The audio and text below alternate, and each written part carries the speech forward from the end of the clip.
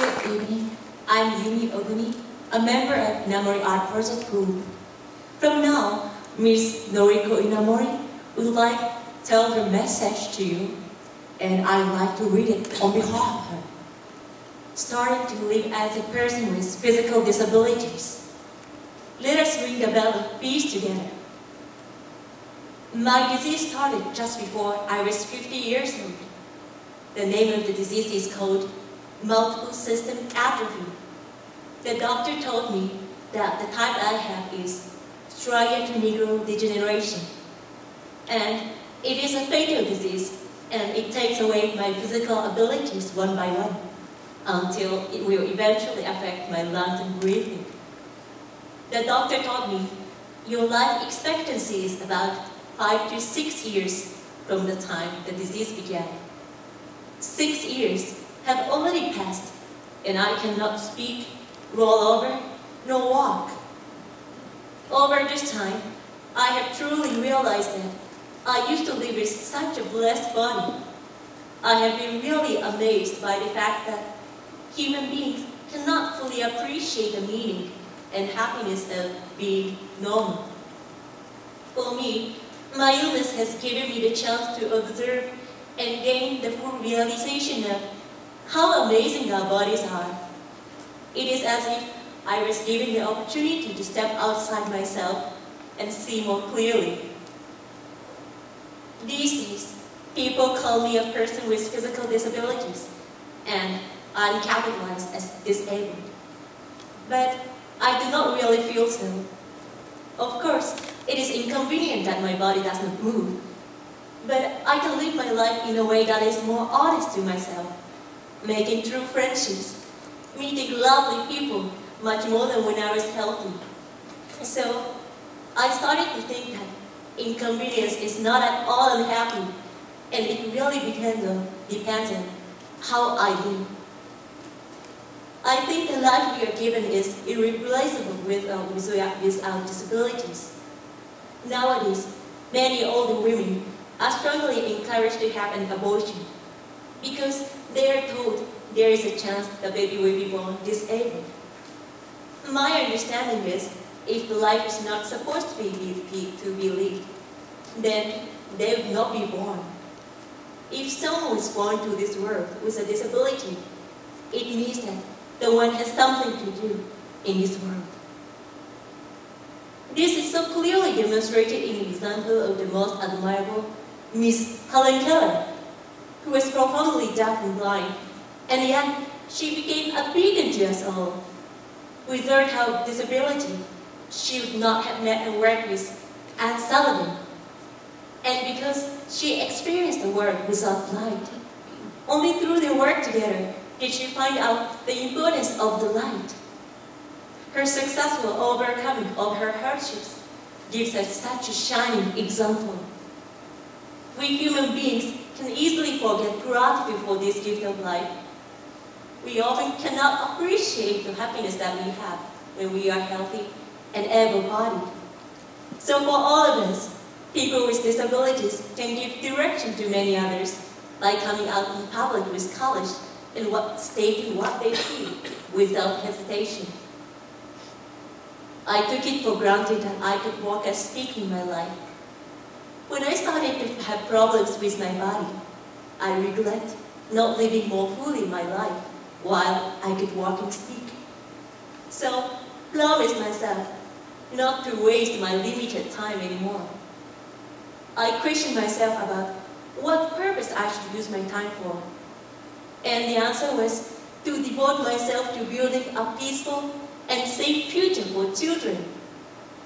I also felt a sense of gratitude to God for the wonder and greatness of life. Actually, it was more of a gratitude for the earth that allows and protects all the living creatures to do their workings of life rather than an invisible God. That gratitude led to the dream of a peaceful future for humanity and the earth. When I think how significant life is, any living being is equally very important, regardless of what it is. Animal, human, or planet. Even more so amongst us humans. We are all brothers and sisters of the same family who are born on this planet we call Mother Earth. Anyone who lives on Earth and fights with others, and then it is just like brothers fighting in front of their mother. I strongly feel we cannot let down a Mother Earth by hurting her anymore. Wherever a person lives, having a different color of skin or eyes, having a different culture, believing a different religion, if we remember that we are all one family who are given life and supported by Earth, then any war can never have any real meaning. War is not even an answer to provide a safe place for children's future. When I look at the world now, I see an uneasy state of society. I wonder where humans are going like this, and if we could leave the future of love and dreams to the children. It is not my intention to talk about an easy, ideal theory, but I think it's necessary to have a forum for discussing the direction of mankind without individual merits, such as where should humans be heading to, or are they willing to? Then it reminded me the idea of going to the United Nations and speaking in front of people from all around the world. The system of the United Nations is the most valuable one that mankind ever created. Yet, although the diplomats of the different countries meet, they can only prioritize the interests of their own countries. However, we are facing a crisis on the global level that we have to think of solutions for. We need to go beyond the differences of nation, religion, and race, and recognize that we have a common destiny, that of living on the same planet, the spaceship, Earth. I am a person who led their own life as an ordinary housewife with 5 children. Half of humankind are ordinary women like me. No woman wants her loving son, husband, or boyfriend to kill others, no matter what their country or religion. Also, it is distressful and sad to lose our loved ones. For sure, we agree with all women on this point of view, no matter if they are Christian, Buddhist, or Islamic. There is no God who appreciates mother either. Now, I'm in poor physical condition so that I cannot move my body or speak anymore. But I'd like to call out to get together to protect our beloved families. This is a call from me to all the women in the world, as an ordinary woman, as a mother, and as a friend, living in the same age. Furthermore, I also wish to ask the men responsible in leading our societies to take us in the direction that establishes a life that will be secure and peaceful in the future. I am opposed to the enforcement by the use of power or violence for the realization of peace, even if it is in the name of any kind of justice. Violence causes violence because it incurs the hatred of the people afflicted. Our human history is proof of this, isn't it? Of this continuing repetition. We are the same family, brothers and sisters living on this earth.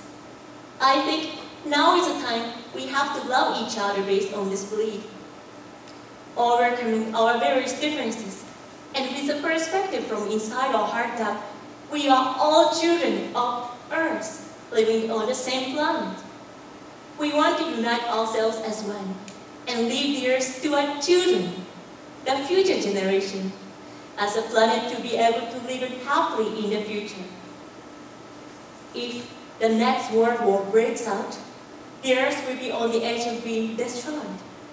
And it will be too late to turn back time once the Earth becomes a dead planet where no living being can survive. Please let us not create a future of such terrible circumstances for all the children that we love. Let us dream of the prospect of an earth of love and peace, everyone hand in hand, men and women together, and let us start to ring this bell of peace in the United Nations together. Thank you very much.